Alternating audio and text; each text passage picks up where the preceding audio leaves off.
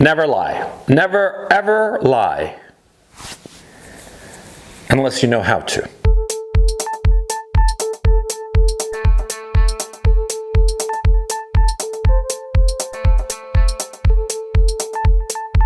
I learned my lesson early. I learned it when I was in the 7th grade. When I was 13 years old, I hid my report card. And I told my parents all kinds of lies because I was getting into drugs. I was just being a bad boy, okay?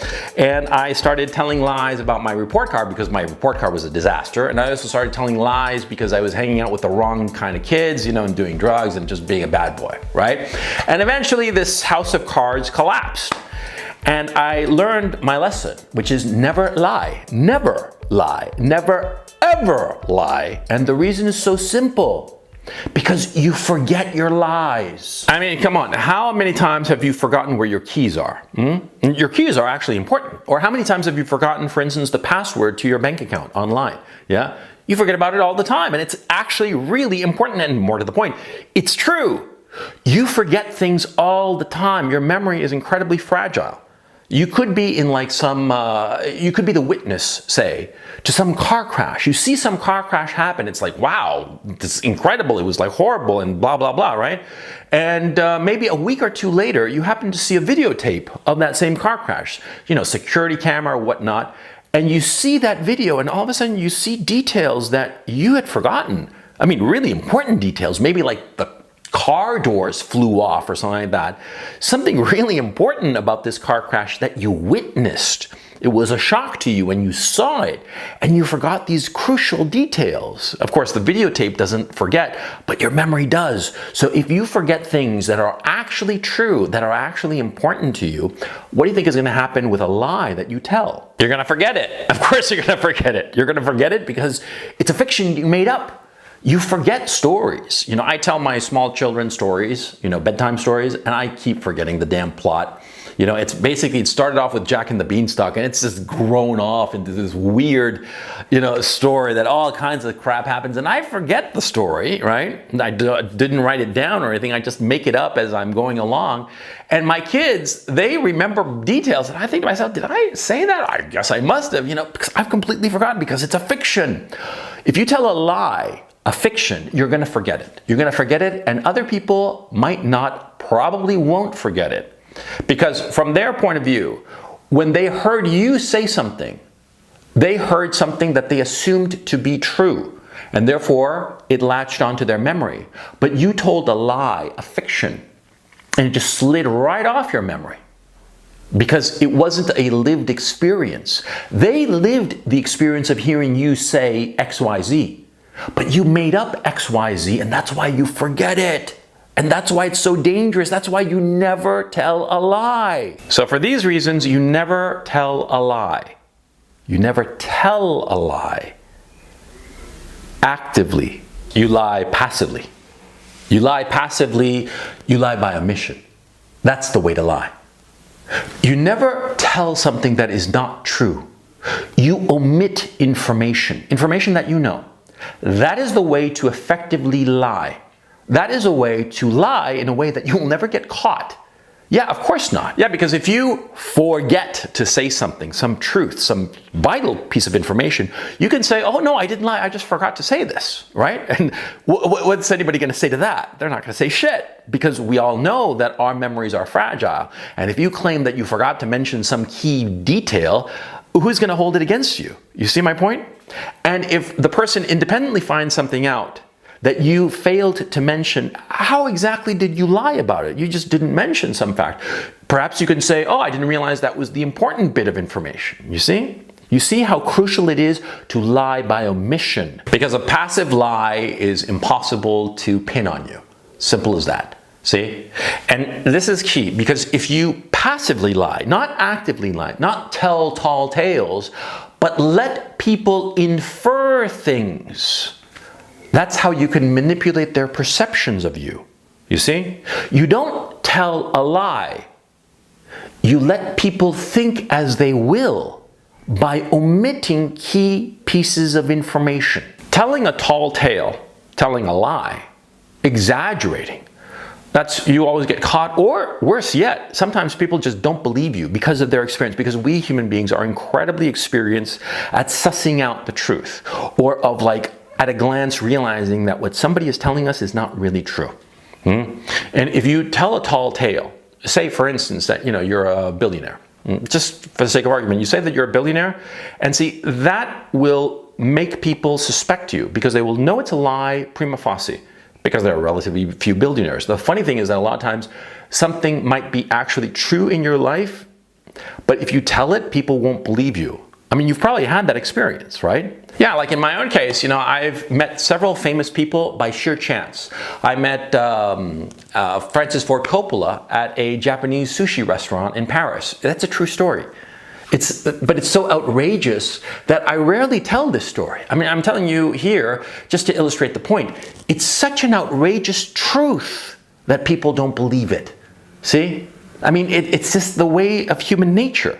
So a lot of times you have to be careful with the true things that you tell, because if you don't have any kind of obvious and immediate evidence backing up that you met somebody or you did something or something happened to you, and if it sounds too outrageous, people will think that you're lying. See? It's the weirdest thing. Yeah, but that's a separate case. In the case of effectively lying, of lying properly, what you have to do is just let people believe what they will. You let people believe what they will, and you don't dissuade them. Let me give you an example. Suppose that you are very poor. You're really poor, and you're walking into a business meeting, and you really need this contract. Your firm is like almost broke. You personally are practically broke, but you need this contract to turn everything around. And so what do you do? What do you do? Well, you lie. And how do you lie? You lie by dressing up in very expensive clothes, and you maybe hire a couple of actors to walk into the meeting with you and pretend to be your assistants. You don't say, "These are my assistants." You just walk into the meeting with these two people who don't say a word during the whole meeting. Yeah, their job, they're actors, they're dressed up nicely in business suits and their hair all fixed up nice and conservative, and they're just there to pretend to be with you, but they don't say a word during the whole meeting. And you give your presentation to your prospective business partner, right? And you give this presentation to your prospective business partner, and because of this, you get the contract. That actually happened to somebody I know, or it didn't happen to somebody. I know somebody who did this. Yeah, he was flat broke. He was a guy from high school, and he needed a job, a business. He was selling a service. I don't want to get into too much detail, but the point is, he was selling a service to a big company, and he needed to show himself like a big guy, but he was a one-man shop. It was practically going down the toilet. He was in desperate, dire straits. He needed the contract. And so he got a couple of actors. Yeah, he really did. And he dressed them up, made them look all nice and sharp, and he walked into the meeting, and he got the deal. Did he lie? No, he didn't. He allowed the client to infer that these people were with him and that his operation was bigger and doing better than it actually was. And in the end, he got the deal because of what the client inferred from that business meeting that had nothing to do with reality. It was a lie, but it was a lie of omission. He didn't say, "I hired these two actors to accompany me." You see? That would have been telling the truth. He lied by omission, but by omission, he allowed the client to infer something that was not true, that was to his benefit. But see, I know a different business deal where somebody flat out lied that they had the capability to do something, okay? It was in construction. And in point of fact, it happened in the sense that I was part of the team that was purchasing this service, this construction service. And the people offering this, they said that they had their own equipment and some other things and that they could do this deal. And we just looked into them a little bit and found out that they didn't have their own equipment, that they'd have to rent it, and that they were not as stable as they were portraying themselves. And therefore, it would run a risk. But the thing is, see, we would have been happy to take that risk had it not been for the fact that we caught them out in a lie. They lied about how solid they were, by pretending to own their own construction equipment, by pretending to have a bigger infrastructure that they actually had. And because of this, because of the lie, not because they were relatively small, but because of the lie, we decided not to go with them. You see? And you see how dangerous telling an active lie can be? An active lie can wreck you. A passive lie, well, always lie passively. Always lie by omission. Let other people think what they will. Don't tell them a lie. Just manipulate the information that they have so that they will come to their conclusions. A lie by omission is easy because you can explain it away. You can say that, oh, you forgot to mention it, or you didn't realize it was an important bit of information.